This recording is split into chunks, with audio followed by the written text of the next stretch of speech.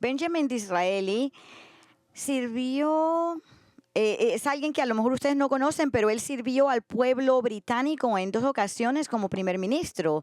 Nacido en una familia judía, Disraeli se convirtió al cristianismo de joven, pero nunca olvidó ni despreció sus raíces judías. De hecho, lo opuesto es cierto. Hay una historia bien conocida sobre un incidente que tuvo lugar en el Parlamento entre un colega ministro de Disraeli antes de que éste se convirtiera en primer ministro, que revela su aprecio a su herencia judía. Según cuenta la historia, un miembro del Parlamento se levantó de su silla durante una reunión y dijo públicamente algunas cosas muy negativas sobre el judaísmo de Disraeli, a lo que Disraeli se puso de pie y respondió con gran indignación diciendo estas palabras y pongo entre comillas: Señor, me acusa de ser judío y me enorgullece responder a ese nombre. Le recuerdo que la mitad de la cristiandad ahora adora a un judío y la otra mitad a una judía. Y también le recuerdo que mis antepasados adoraban el único Dios verdadero y vivo, mientras que los suyos eran salvajes desnudos comiendo bellotas en los bosques de Gran Bretaña. Ahora bien, por supuesto que Disraeli tenía razón. En épocas pasadas el pueblo judío era adorador del único Dios verdadero, mientras que los gentiles de este mundo eran salvajes, desnudos. Al menos en Gran Bretaña estaban rastreando los campos en busca de bellotas y otros artículos comestibles. Sin embargo, todo eso cambió cuando el Evangelio de Jesucristo trascendió las fronteras de Israel al mundo gentil. Y muchos gentiles no solo fueron salvos, sino que experimentaron algo que nunca antes había sucedido. Y eso es que los creyentes gentiles de Cristo y los creyentes judíos en Cristo ahora estaban unidos en el mismo nivel espiritual, teniendo las mismas bendiciones espirituales, unidos en el cuerpo de Cristo, familia, hermanos y hermanas en la casa de la fe de Dios. Al escribir a los cristianos gentiles sobre su nuevo estado espiritual en Efesios el capítulo 2, empezando en el versículo 11, Pablo dijo: por tanto, recuerde que en otro tiempo ustedes, los gentiles en la carne, que son llamados incircuncisión por la tal llamada circuncisión hecha en la carne por manos humanos. Recuerden que en ese tiempo ustedes estaban separados de Cristo, excluidos de la ciudadanía de Israel, extraños a los pactos de la promesa, sin tener esperanza y sin Dios en el mundo. Pero ahora en Cristo Jesús, ustedes que en otro tiempo estaban lejos, han sido acercados por la sangre de Cristo, porque Él mismo es nuestra paz, y de ambos pueblos hizo uno, derribando la pared intermedia de separación. Y un poco más adelante en la misma carta, Pablo escribió lo mismo en Efesios 3:6. Él dice, a saber que los gentiles son coherederos y miembros del mismo cuerpo, participando igualmente en la promesa en Cristo Jesús mediante el Evangelio. Ahora bien, el hecho de que los gentiles estén en el cuerpo de Cristo es algo que tendemos a tomar por dado hoy día, y ni siquiera pensamos en ello, porque en nuestros días la iglesia de Jesucristo está formada por más cristianos gentiles que cristianos judíos. Pero en los días de Pablo era al revés. Era lo opuesto. Habían más creyentes judíos en la iglesia que gentiles en el cuerpo de Cristo. Y aquellos que eran gentiles en la iglesia, que proveían de orígenes oscuros y paganos, a veces eran menospreciados por aquellos que eran judíos, como si fueran ciudadanos de segunda clase.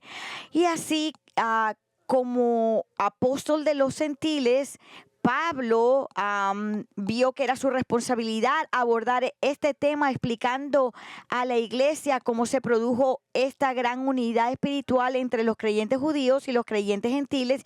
Y eso es exactamente lo que hace en esta carta a los Efesios. Y él comienza a hacer esto casi inmediatamente en los versículos iniciales de la carta, de lo que nosotros llamamos una doxología de alabanza, que comienza en los versículos 3 y termina en el versículo 14. Y el que les acabo de leer. Y ahora bien, durante los últimos meses, siempre que hacemos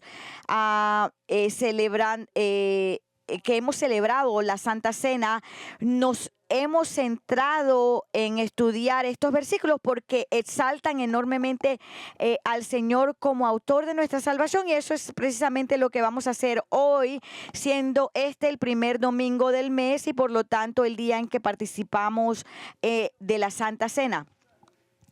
Ahora, lo que hemos visto hasta ahora es que Pablo comienza en el versículo 3 alabando a Dios el Padre por bendecirnos con toda la bendición espiritual en Cristo Jesús, y luego procede a hablarnos de esas bendiciones espirituales, revelándonos numerosas verdades llenas de rica y profunda teología sobre nuestra salvación en Jesucristo y cómo esa teología se relaciona con cada persona de la Trinidad. Y así en el versículo 4 y 5 aprendimos que en la eternidad pasada Dios el Padre nos escogió para salvación y nos predestinó para ser sus hijos adoptivos por la bondad de su corazón. Y en los versículos 7 al 9 aprendimos que hemos sido redimidos no por el Padre, sino comprados por el Hijo, comprados por Jesucristo, con todas las bendiciones que acompañan a la redención, el perdón de nuestros pecados, sabiduría y conocimiento para que podamos comprender la redención y sus muchos aspectos prácticos, especialmente el conocimiento del misterio de la voluntad de Dios.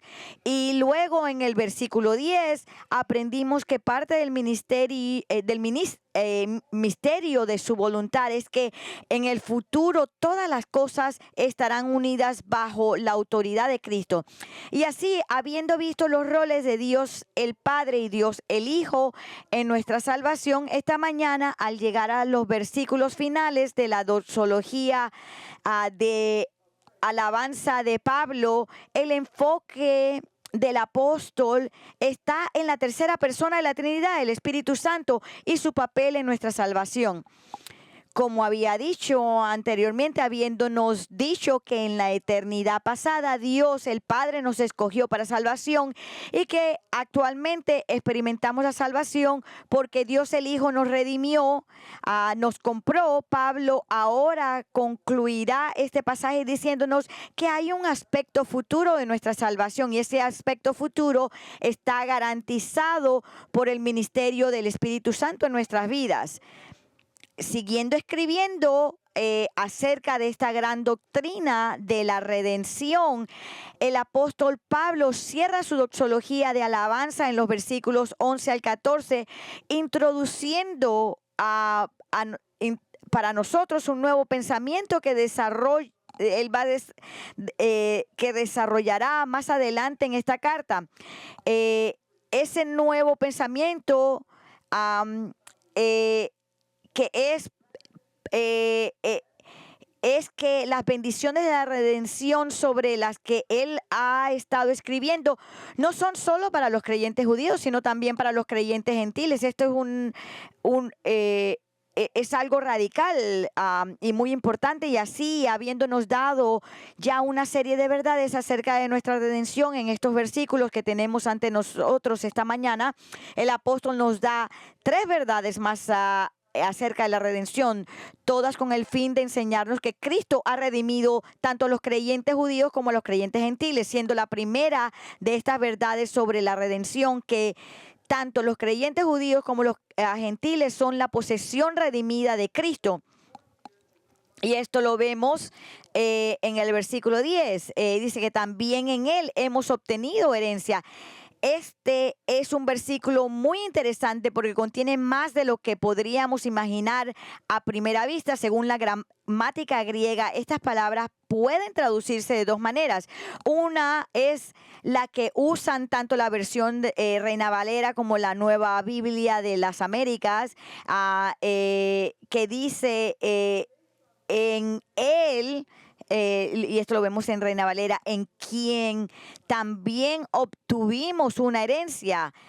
Y según esta traducción, estas palabras significarían que quienes creemos en Cristo hemos recibido una herencia, es decir, porque poseemos a Cristo, lo poseemos todo, porque todo le pertenece a Él. Y ahora bien, esto ciertamente es bíblicamente cierto, porque el Nuevo Testamento está lleno de declaraciones acerca de que los creyentes obtienen una herencia eterna. Por ejemplo, leemos en Primera de Pedro 1, 3 al 4, dice: bendito sea el Dios y Padre de nuestro Señor Jesucristo, quien según su gran misericordia nos ha hecho nacer de nuevo a una esperanza viva mediante la resurrección de Jesucristo de entre los muertos, para obtener una herencia incorruptible, inmaculada y que no se marchitará, reservada en los cielos para ustedes. Ahora, la otra manera en que Efesios 1:11 puede traducirse,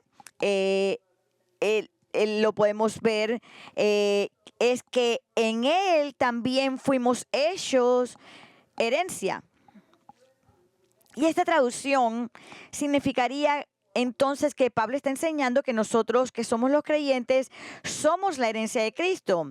En otras palabras, hemos llegado a ser la herencia del Señor en el sentido de que le pertenecemos porque le hemos sido entregado a Él por Dios el Padre. Y esta verdad también se enseña en la Biblia, no solo en un lugar, sino también en muchos versículos que dicen que el Padre nos ha dado a aquellos que Él ha escogido para salvación, nos unen a su Hijo. Por ejemplo, en Juan 6:36 dice: todo lo que el Padre me da vendrá a mí, y el que viene a mí de ningún modo lo echaré afuera. En Juan 17:1 al 2 dice: estas cosas habló Jesús, y alzando los ojos al cielo dijo: Padre, la hora ha llegado, glorifica a tu Hijo, para que el Hijo te glorifique a ti, por cuanto le diste autoridad sobre todo ser humano,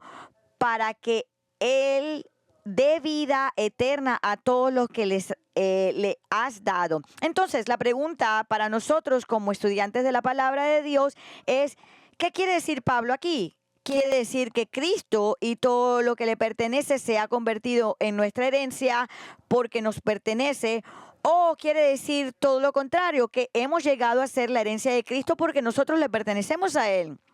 Bueno, maestros bíblicos muy competentes tienen opiniones divididas sobre lo que Pablo quiere decir aquí, pero en mi opinión, y es la única opinión que van a recibir esta mañana, en mi opinión, el peso de la evidencia basada en el contexto inmediato y también en el lenguaje similar del Antiguo Testamento sobre la herencia de Dios, parece indicar que Pablo enseña que quienes estamos en Cristo nos hemos convertido en la herencia del Señor. Perdón. Verán, lo que nos señala en esta dirección es el concepto mismo de redención, que es lo que Pablo acaba de enseñar, que hemos sido comprados por Jesús, de modo que le pertenecemos a Él. Él lo dice en 1 Corintios 6, 19 al 20, él dice: ¿o no saben que su cuerpo es templo del Espíritu Santo que está en ustedes, el cual tienen de Dios, y que ustedes no se pertenecen a sí mismos, porque han sido comprados por un precio? Por tanto, glorifiquen a Dios en su cuerpo y en su espíritu, los cuales son de Dios. Sin embargo, me parece que el argumento más fuerte a favor de Pablo, de que Pablo nos enseñe aquí en Efesios 1 que los creyentes han llegado a ser la herencia de Cristo, es que está a punto de decirles por primera vez en esta carta que el pueblo de Dios no es exclusivamente pueblo judío, sino que incluye también a los gentiles. Y una de las maneras en que Dios transmitió al pueblo judío en el Antiguo Testamento que eran su pueblo fue al referirse a ellos como su herencia. Por ejemplo, leemos en Deuteronomio 32:9: pues la porción del Señor a su pueblo Jacob es la parte de su herencia, de su heredad. Lo que está diciendo es que pertenece al Señor. es su herencia. Y nuevamente leemos en el Salmo 33:12, bienaventurado la nación cuyo Dios es el Señor, el pueblo que Él ha escogido como su herencia. Y lo vemos nuevamente en Deuteronomio 9:29. Sin embargo, ellos son tu pueblo, tu heredad, a quien tú has sacado con tu gran poder y tu brazo extendido.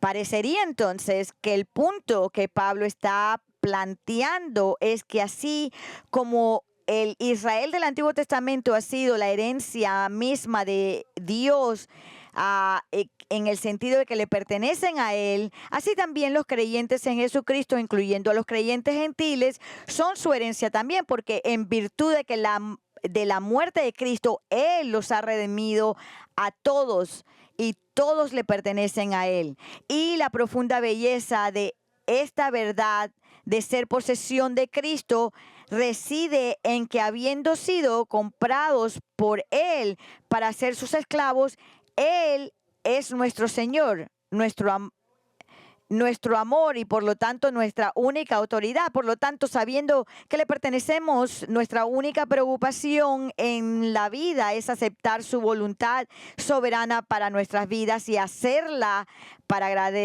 agradarle. Es decir, habiendo sido comprados por Cristo, debemos someternos por completo a Él y a su voluntad para nuestras vidas. Eso es lo que nuestra vida es y debe ser. Me encanta cómo lo expresó el maestro bíblico y pastor Ray Stedman. Él dijo: ¿qué significa esto en la práctica? Bueno, significa que tú y yo ya no debemos quejarnos de lo que la vida nos da. Es el Padre quien ha tomado esa decisión. Él ha decidido ponernos donde estamos y darnos los problemas que tenemos, para que en el dolor, la angustia y el sufrimiento, y en la alegría y la bendición y las riquezas, sean cuales sean, la vida de Jesús sea liberada en esa situación. De ese modo, Él destruye lo viejo y trae lo nuevo, y al estar disponibles para Él en todo momento, en el taller, en la oficina, en casa, en el jardín, donde quiera que estemos, y al responder con alegría, amor y aceptación a la situación en la que nos encontremos, Dios es glorificado. Cristo recibe su herencia. Él encuentra en eso riquezas de deleite y gozo. Pero llevando esta verdad un paso más allá, si todo creyente pertenece a Cristo y es así, entonces también debemos preocuparnos mucho por cómo tratamos a los demás creyentes, cómo le hablamos, qué les decimos, nuestra actitud hacia ellos. Nuevamente, ¿cómo les hablamos? ¿Qué les decimos? Nuestra actitud hacia ellos. Observen lo que leemos en Hechos 20:28 sobre cómo el apóstol Pablo les dijo a los ancianos de Efeso que trataran a la iglesia. Esa es su despedida a ellos. Se le dice en Hechos 20:28, tengan cuidado de sí mismo y de toda la congregación en medio de la cual el Espíritu Santo les ha hecho obispos para pastorear la iglesia de Dios, la cual Él compró con su propio sangre. Noten esta parte. Pablo se aseguró de que estos pastores en la iglesia de Efesos entendieran que tenían que ser muy cuidadosos en cómo pastoreaban el rebaño, porque no era su rebaño, era la iglesia de Dios y el rebaño de Cristo que Él compró con su propia sangre. Todos nosotros debemos ser cuidadosos en cómo tratamos a otros creyentes, a cómo les hablamos, nuestras actitudes en ellos, porque ellos son la posesión adquirida del Señor y por lo tanto deben ser tratados como tales. Ahora bien, dado que Pablo ha establecido esto como ellos, que somos posesión redimida del Señor, una pregunta muy válida en este punto es: ¿por qué Cristo nos redimió? ¿Por qué nos compró? Verán, cuando vamos de compras por cosas, tendemos a buscar las mejores ofertas, las mejores cosas, la mercancía de mejor calidad que podamos permitirnos en nuestro presupuesto, porque queremos obtener el máximo provecho de nuestro dinero.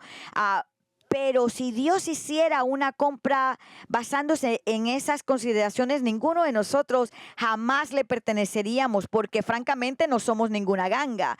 Somos terribles, pecadores, viles, rebeldes, malvados, transgresores de su ley.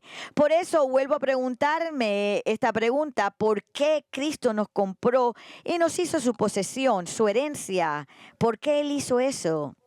Bueno, parece que Pablo anticipó esta misma pregunta, porque él nos dice por qué fuimos comprados en la siguiente frase del versículo 11. Así que regresamos al versículo 11. Dice, habiendo sido predestinados según el propósito de aquel que obra todas las cosas conforme al consejo de su voluntad. Según Pablo, llegamos a ser posesión adquirida de Cristo porque fue la voluntad de Dios que lo fuéramos. Fue su voluntad que Cristo nos redimiera.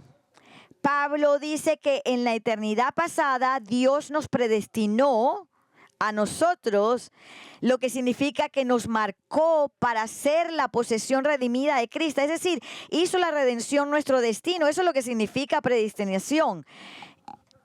Y ¿por qué él hizo esto? Veamos nuevamente en el versículo 11 y observemos exactamente lo que dice Pablo. Nos dice que Dios nos predestinó para ser posesión redimida de Cristo, habiendo sido predestinados según el propósito de aquel que obra todas las cosas conforme al consejo de su voluntad. Lo que el apóstol dice es que Dios no solo planeó y se propuso que fuéramos comprados por Cristo, sino que también tiene el poder de llevar a cabo su plan y propósito para que se haga realidad. Verán, la razón por la que somos salvos y redimidos es porque Dios soberanamente quiso que fuéramos salvos y redimidos. Fue su voluntad elegirnos para ser cristianos marcados como posesión de Cristo, y luego usó su poder infinito para llevar a cabo su plan para que creyéramos en Cristo.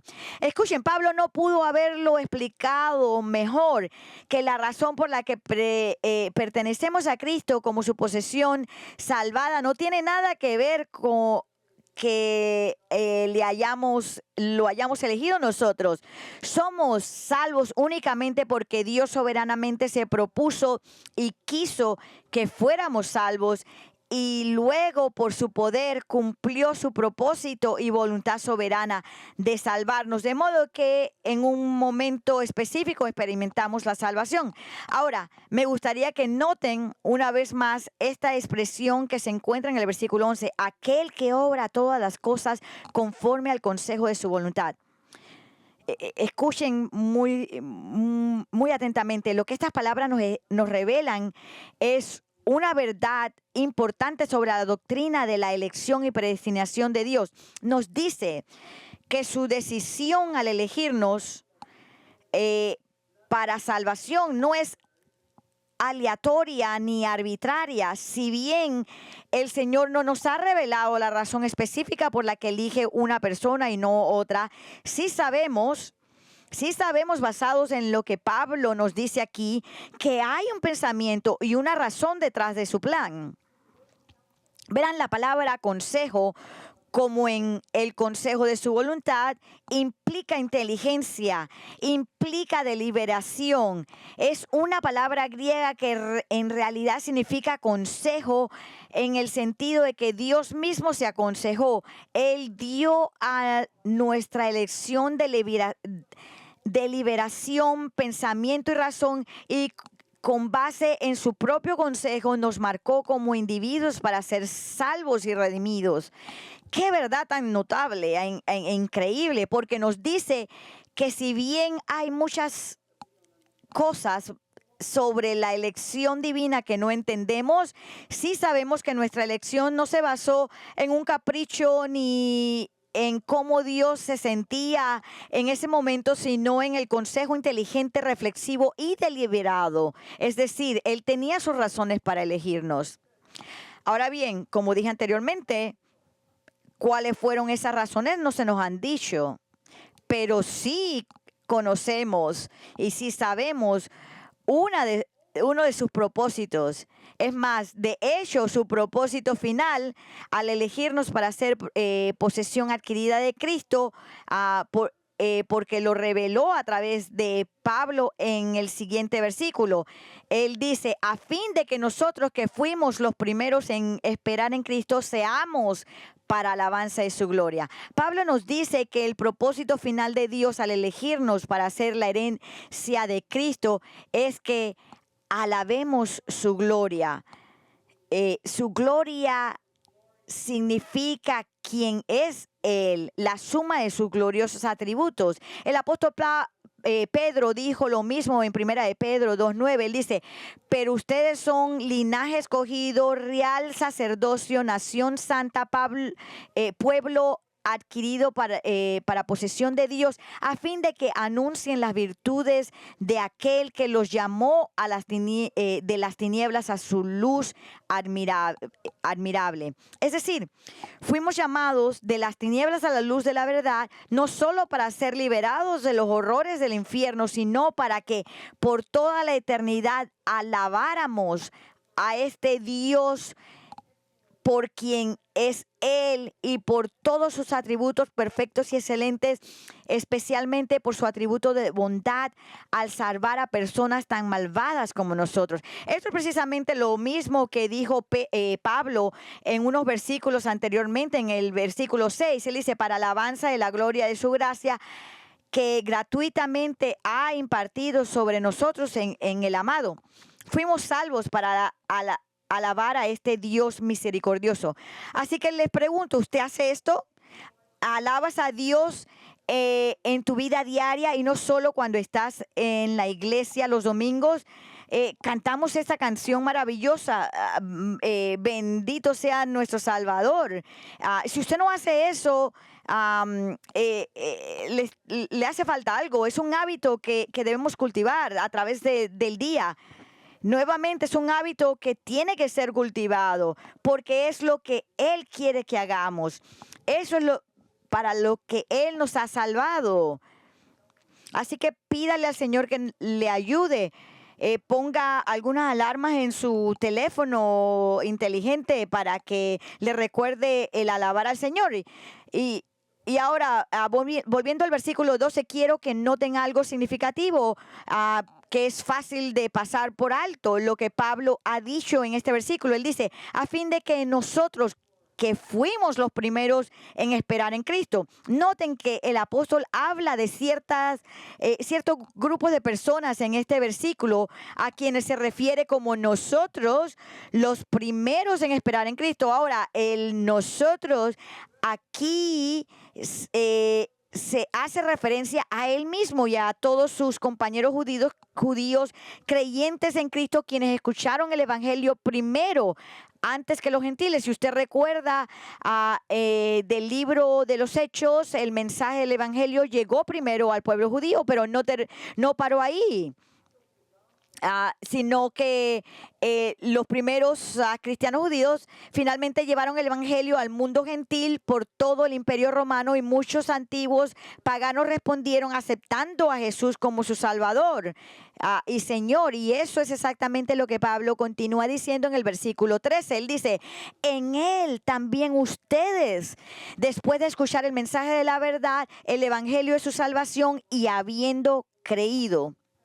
Ahora, bien, aquí el apóstol menciona a un grupo diferente de personas dirigiéndose a los efesios que eran predominantemente gentiles. Se refiere a ellos como ustedes también, es decir, en contraste con él y otros creyentes judíos a quienes se les llama en el versículo 12 nosotros, que primeramente esperábamos en Cristo.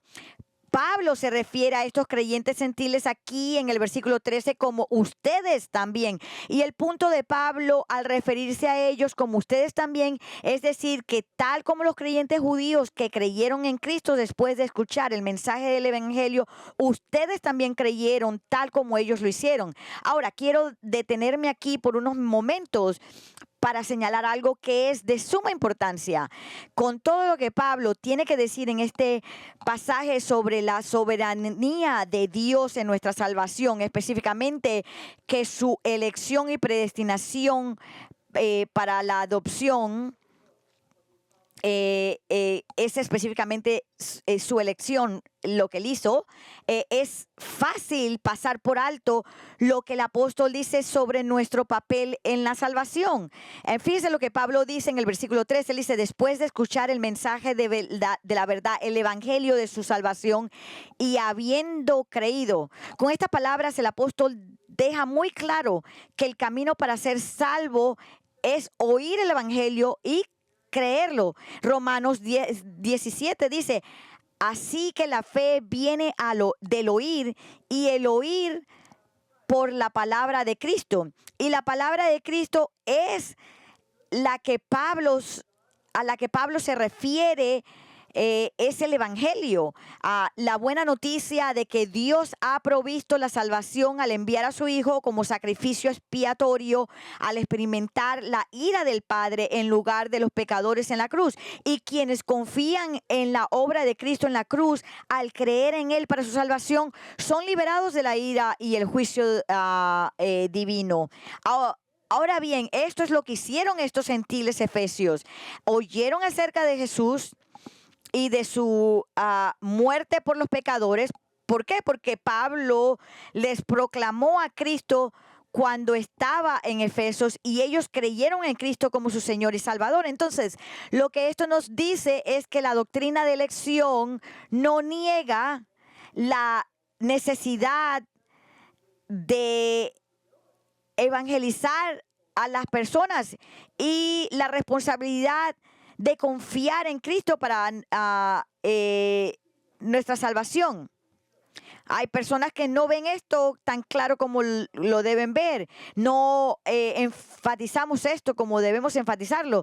Pero esto lo vemos que un maestro de la Biblia, John Stott, tiene una palabra importante sobre esto cuando él afirma que nadie diga que la doctrina de la elección por la voluntad soberana y la misericordia de Dios, por misteriosa que sea, hace innecesaria tanto la evangelización como la fe. Lo contrario es cierto. Solo gracias a la bondadosa voluntad de Dios de salvar, la evangelización tiene alguna esperanza de éxito y la fe se hace posible. La predicación del evangelio es el medio que Dios ha designado para liberar de la ceguera y la esclavitud a quienes escogió en Cristo antes de la fundación del mundo, incitarlos a creer en Jesús y así hacer que se cumpla su voluntad. Por lo tanto, es importante que tengamos presente que quienes creemos en la soberanía de Dios y en la doctrina de la elección, no debemos desequilibrar nuestra vida cristiana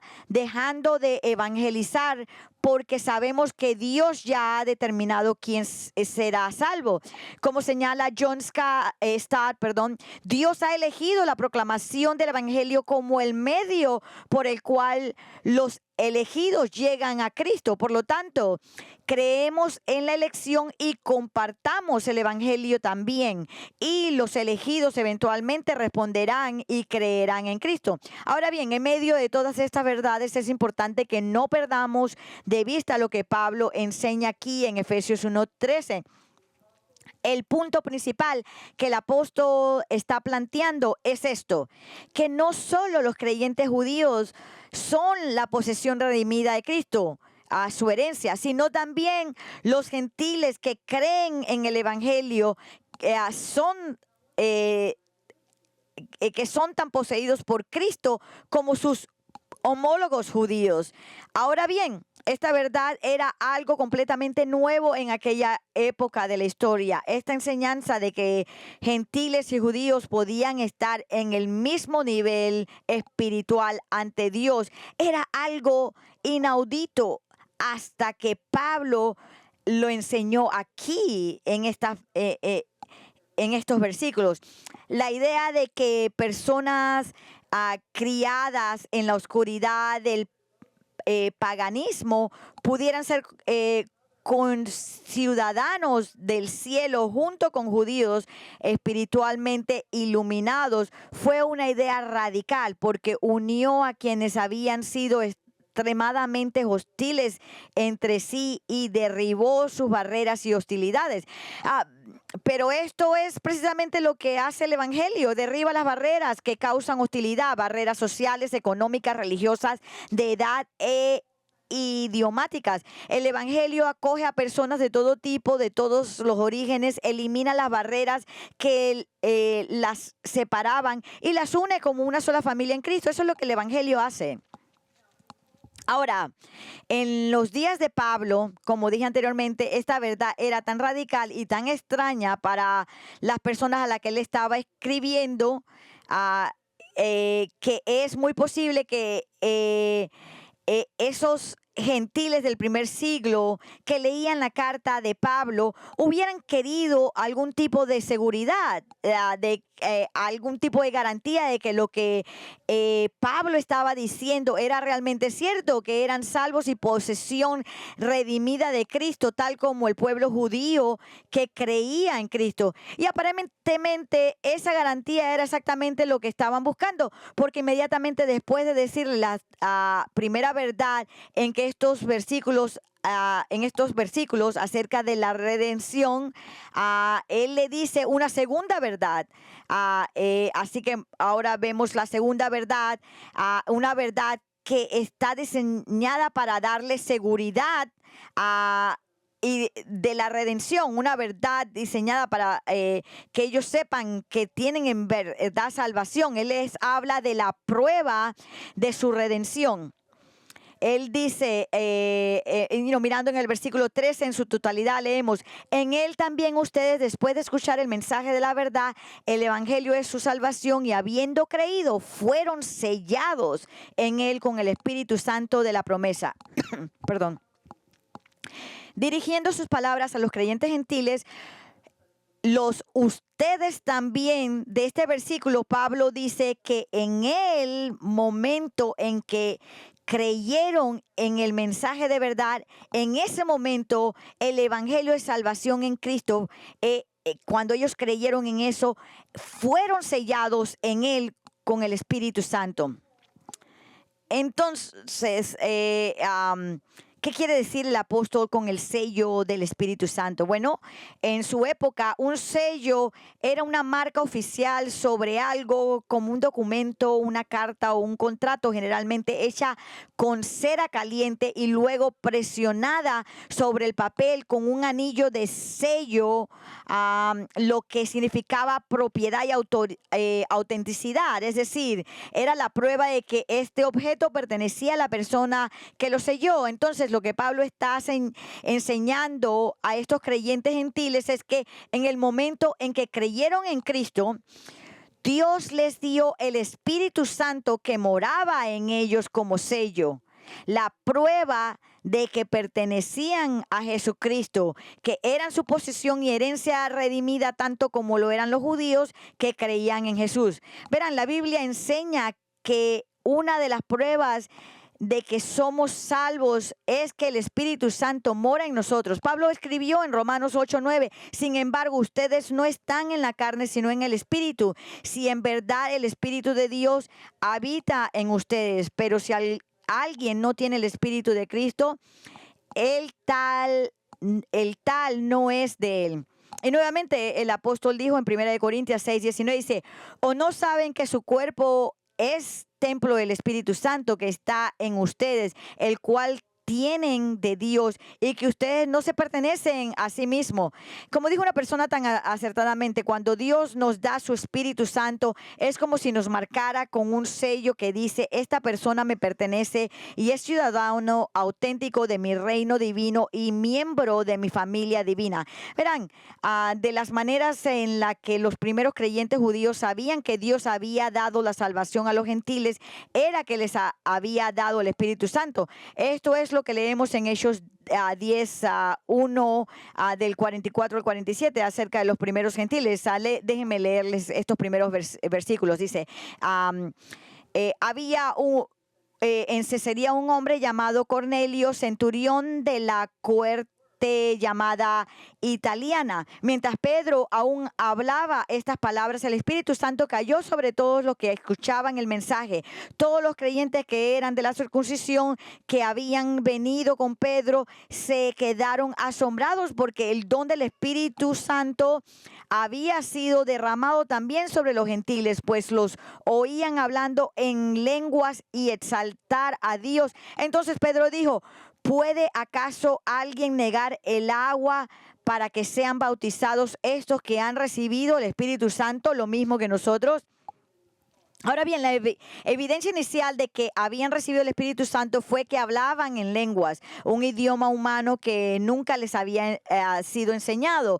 Esa era una señal en los primeros días de la iglesia de que habían recibido el Espíritu Santo, y por eso más tarde el apóstol Pedro mencionó en el concilio de Jerusalén que estos gentiles habían recibido el Espíritu Santo para demostrar que eran salvos por la gracia de Dios, al igual que los creyentes. En Hechos 15:6, él dice, entonces los apóstoles, él dice, entonces los apóstoles y los ancianos se reunieron para considerar este asunto. Después de mucho debate, Pedro se levantó y les dijo: hermanos, ustedes saben que en los primeros días Dios escogió de entre ustedes que por mi boca los gentiles oyeran la palabra del evangelio y creyeran.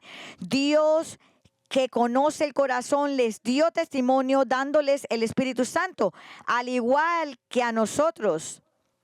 Y ninguna distinción hizo entre nosotros y ellos, purificando por la fe sus corazones. Y ahora, la manera que nosotros sabemos hoy día que tenemos el Espíritu Santo morando en nosotros no es hablando en lengua, sino más bien porque el Espíritu Santo, trabajando constantemente en nuestra vida, santificándonos para que crezcamos espiritualmente, creciendo más y más como Jesús. Y Pablo escribió sobre esto en Romanos 8, el 13 al 16, dice: porque si ustedes viven conforme a la carne, habrán de morir, pero si por el Espíritu hacen morir las obras de la carne, vivirán. Porque todos los que son guiados por el Espíritu de Dios, los tales son hijos de Dios. Pues ustedes no han recibido un espíritu de esclavitud para volver otra vez al temor, sino que han recibido un espíritu de adopción como hijos, por el cual clamamos: Abba, Padre. El Espíritu mismo da testimonio a nuestro espíritu de que somos hijos de Dios. Ahora, la guía del Espíritu Santo a la que se refiere Pablo, la cual dice que es la prueba de que uno es hijo de Dios, es que el Espíritu nos lleva a hacer morir las obras de la carne, diciendo no a los deseos de la carne, para que no nos entreguemos de manera habitual a cualquier cosa pecaminosa y carnal que queramos hacer. Eso es lo que sucede. Él nos lleva a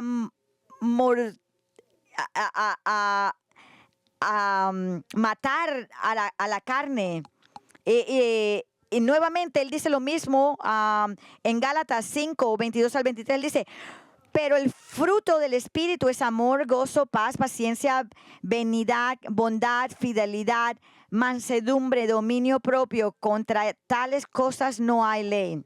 Escuchen, si el Espíritu Santo mora en usted, usted va a dar frutos de estas cualidades de carácter piadoso. Yo no estoy hablando de perfección, pero todos vamos a dar frutos. Ahora bien, algunos darán más frutos que otros, pero todos los creyentes dan frutos. Es decir, todos los creyentes deben crecer un poco. Tiene que dar algún fruto. Esto dice que todos los creyentes deben crecer un poquito, porque el Espíritu Santo en ellos produce este crecimiento. Pero si nunca hay crecimiento espiritual en su vida, si su actitud y comportamiento son los mismos que antes de usted profesar creer en Jesús, entonces significa que usted no es cristiano y que aún necesita convertirse. Tiene que haber algún crecimiento, algún cambio. Y si no hay, entonces el Espíritu de Dios no está dentro de usted.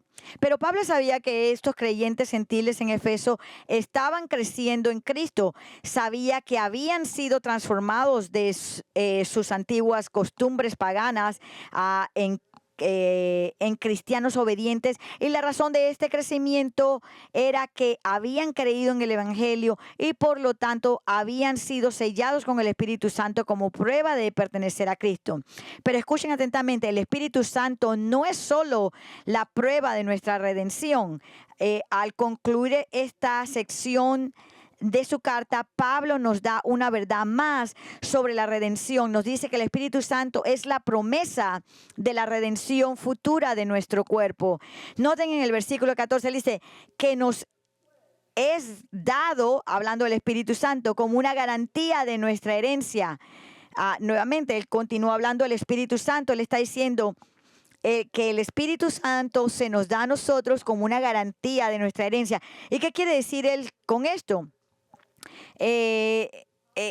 Bueno, en esta palabra proviene de una palabra griega que en la época de Pablo significa un depósito, un anticipo o una primera cuota. De hecho, en el griego posterior, esta palabra llegó a usarse para referirse a un anillo de compromiso, porque cuando alguien regala un anillo de compromiso o le da a alguien un anillo de compromiso, lo hace como promesa de algo más, es decir, matrimonio. Y eso es exactamente lo que Pablo quiere decir cuando habla del Espíritu Santo como garantía de nuestra herencia. La presencia del Espíritu Santo en nuestras vidas no solo prueba que hemos sido redimidos, sino que también es la garantía de Dios de que aún queda mucho por venir con respecto a nuestra herencia. Es decir, el Espíritu Santo que mora en nosotros ahora es un anticipo de lo que experimentaremos en el futuro, es decir, la plenitud de nuestra herencia en Cristo. ¿Y qué implica la plenitud de nuestra herencia en Cristo? Bueno, Pablo nos dice en la siguiente frase. Él dice, con miras a la redención de la posesión adquirida de Dios. Ahora mismo nosotros somos posesión redimida de Dios. Esto es lo que Pablo nos ha estado diciendo, que Cristo nos compró con su sangre para que le pertenezcamos. Sin embargo, aunque nuestras almas han sido redimidas, nuestros cuerpos aún no lo han sido, pero lo serán. Cuando Cristo venga por nosotros, Él nos va a dar un cuerpo nuevo, resucitado y glorificado. Esto es lo que se refiere Pablo en Filipenses 3, 20 al 21. Él dice, porque nuestra ciudadanía está en los cielos, de donde también ansiosamente esperamos a un Salvador, el Señor Jesucristo, el cual transformará el cuerpo de nuestro estado de humillación en conformidad al cuerpo de su gloria por el ejercicio del poder que tiene aún para sujetar todas las cosas a Él mismo. Ahora mismo, como pueblo redimido de Dios, hemos sido liberados de la pena y del poder del pecado. Pero cuando Cristo venga, por nosotros seremos liberados de la presencia del pecado. Así que el fruto del carácter piadoso que el Espíritu Santo está produciendo en nuestras vidas hoy en día es solo un anticipo y una promesa de que hay más por venir.